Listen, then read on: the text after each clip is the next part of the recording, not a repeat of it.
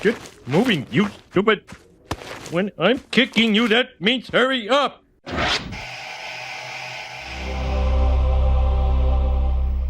Boy oh boy did The Boys fall from grace. When this show first premiered, it blew me the fuck away. It became an instant favourite off the back of its incredible pilot episode alone. A super speedster plowing right through a woman in super duper slow motion was a hell of an opener. I loved Butcher right off the bat, I loved Homelander right off the bat, and the apparent death of Translucent proved they weren't fucking around. I was hooked, I was locked in. Well. That ain't the invisible cunt.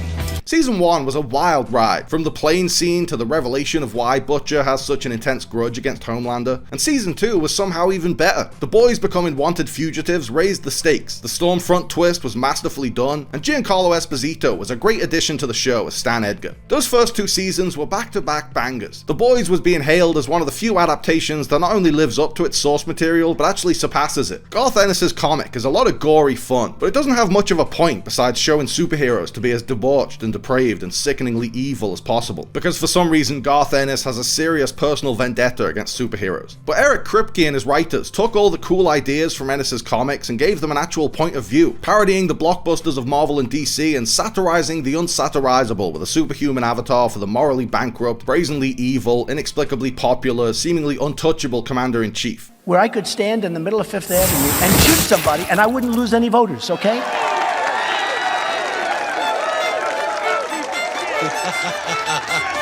After he pushed out a solid number 2 with that second season, I was convinced Kripke was a genius who could do no wrong. But then Season 3 happened and the problems started. Christ, Soldier Boy. Soldier Boy was a great new character, and the Hero-gasm episode lived up to the hype, but the season finale was ultimately very underwhelming. The Boys had previously subverted the expectations of superhero stories, and parodied all the tired, formulaic tropes of Marvel movies. But the season 3 finale just commits all the same sins as the most mediocre efforts in the MCU. It has the pretense of high stakes and the veneer of tension, but at the end of the day it was just empty spectacle with no real consequences. Season 3 went out with a whimper, not a bang, but Season 4 would make it look like a masterpiece. Season 4 made Season 3 look like Seasons 1 and 2. I cleaned cum out of too many goddamn holes to count. This is when it started to feel like it wasn't a very good show anymore, but we were in too deep to give up. Season 4 did have some bright spots. Huey's dad's storyline was heartbreaking, and the revelations about Homelander's backstory made him surprisingly sympathetic, but the dim spots far outweighed the bright spots. Tech Knight is a boring, one-dimensional character whose sexual depravity was just uncomfortable to watch, and Huey's grief over his dad's death was followed up with 2 back-to-back rapes, both bizarrely played for laughs. Season 4 is when I started to lose faith in the Boys, but I was really hoping the 5th and final season would be a return to form, and the series could go out on a high note. But no, Season 5 is the most unfocused, wheel-spinning, time-wasting, teeth-grindingly frustrating season of The Boys yet, and that's saying a lot.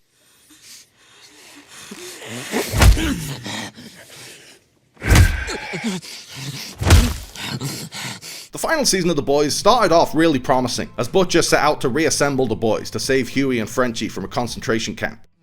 Surprise. Welcome, William. And you.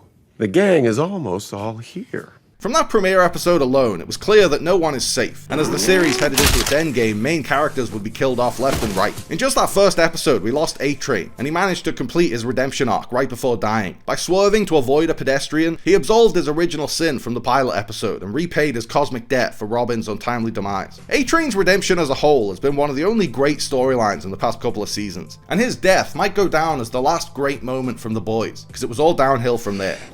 Take away these powers. And what are you, huh? Pathetic. I'll fucking suck your dick, please. Weak. I'll do anything. Sniveling fucking loser.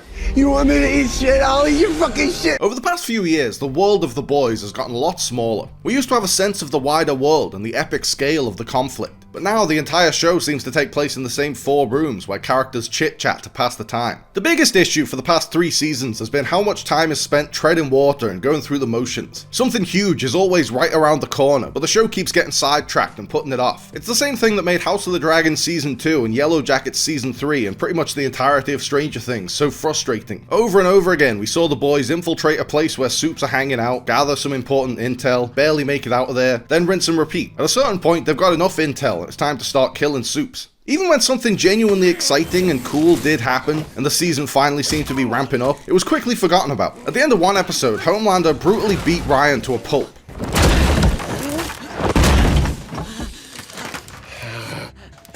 Ryan, look at what you made me do.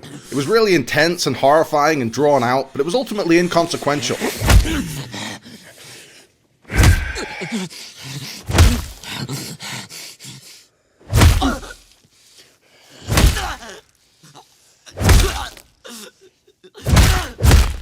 Several days later. Live from the White House, Homelander reboots. At the end of a later episode, Homelander is exposed to V1, freaks out, laser beams the sky, and Butcher gravely says run. Then at the start of the next episode, Homelander's kicking it in the Oval Office. No explanation for how he survived the V1 or how the boys managed to escape unscathed.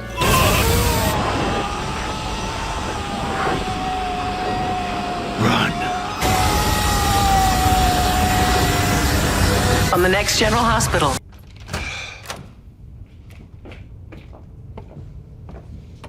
Hello, you two.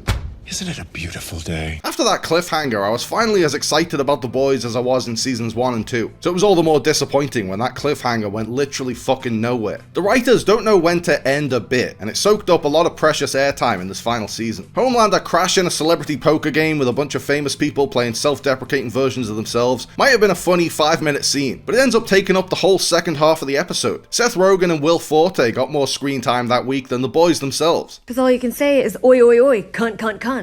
Like the better with a mouth shut. Kimiko talking was a fun gimmick for about 10 minutes before it became clear it was yet another excuse for the juvenile writers to churn out sex jokes. Suck my fat dick! One thing that's been consistently great throughout the whole series is the needle drops. The needle drops have always been on point.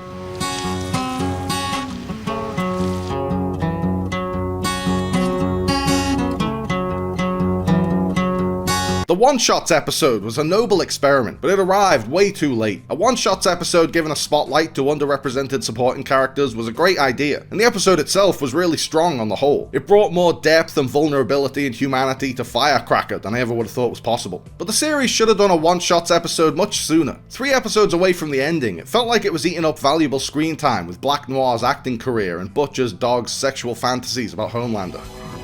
You wanna fuck me? Fuck me like a good boy.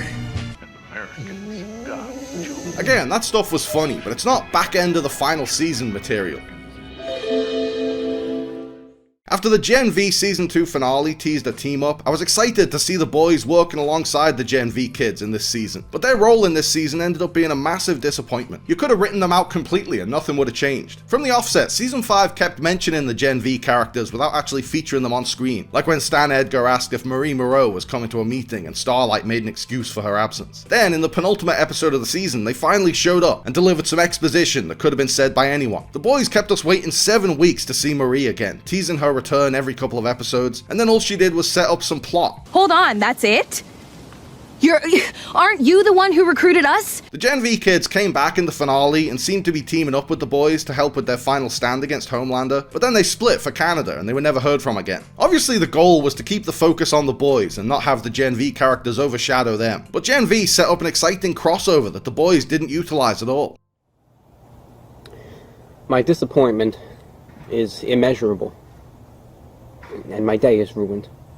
It makes the fact that Gen V was abruptly cancelled in the middle of this season all the more heartbreaking, because this is the last chance we'll have to see those characters, and they got completely squandered. And it wasn't just the Gen V characters who got sidelined, the boys themselves got sidelined a lot of the time. There was so much screen time dedicated to new characters and bits that went on for way too long, and not nearly enough time dedicated to actually wrapping up the overarching plot and resolving any of the main characters' arcs. A lot of the time it didn't seem like the main characters really even had an arc anymore. What was Starlight's arc? Whether to sanction a Gen V crossover or not? There was an absurd amount of screen time allotted for Soldier Boy. Butcher and Huey and Annie and MM sometimes felt like background characters, but there was plenty of time for Soldier Boy to talk about his dick and profess his love for Stormfront and ham-fistedly set up his prequel. And this is what she would want. This was supposed to be the epic denouement of the Boys saga, but it was more interested in setting up the next spin-off than completing the story at hand. The season felt more like a precursor to Vought Rising than the grand finale of The Boys itself. In the words of Stewie Griffin, Maybe finish this candy bar before you open another one. after the first 7 weeks of this season, when we were just one episode away from the end of the entire series, and we'd seen a dog-themed superhero and a cat-themed superhero sniff each other's arseholes before we'd seen any kind of payoff, it felt like there could still be another season's worth of story ahead, and they had to wrap it all up in just one episode. But what an episode! The Boys finale isn't on the same level as Breaking Bad or 6 Feet Under. They'd written themselves into such a corner and procrastinated the payoffs for so long that it would have been impossible to have a perfect ending like that anyway. But it was a lot better than I expected it to be after that weak build-up. The Boys finale proves sometimes the most obvious ending is the most satisfying. A big climactic fight between Butcher and Homelander,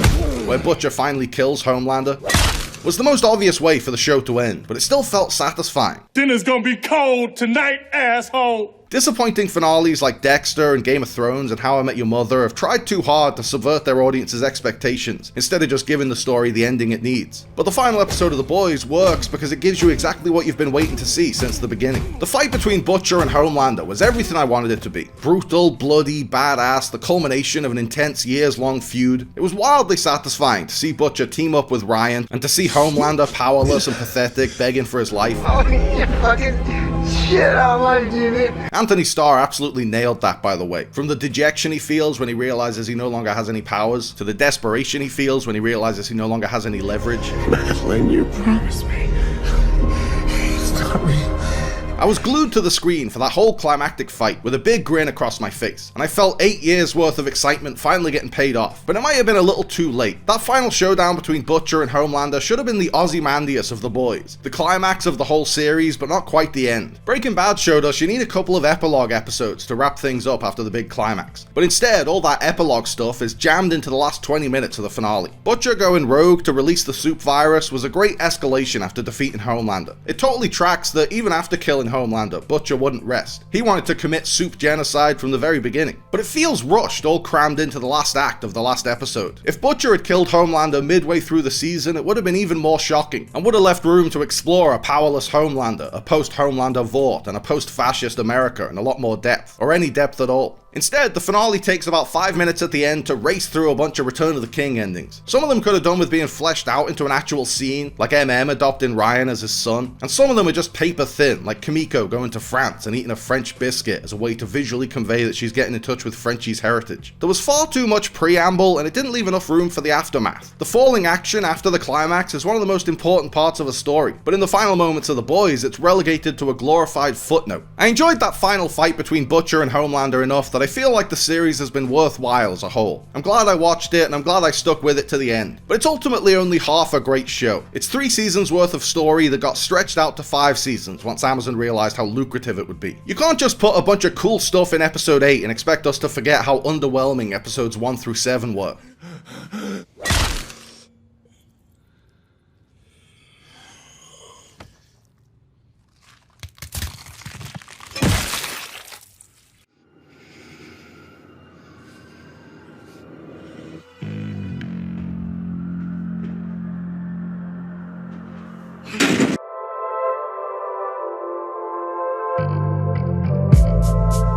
Thanks for watching, guys. I hope you liked the video. Remember to like and subscribe and click on the little bell. And also seize the day and call your mom and be kind to yourself.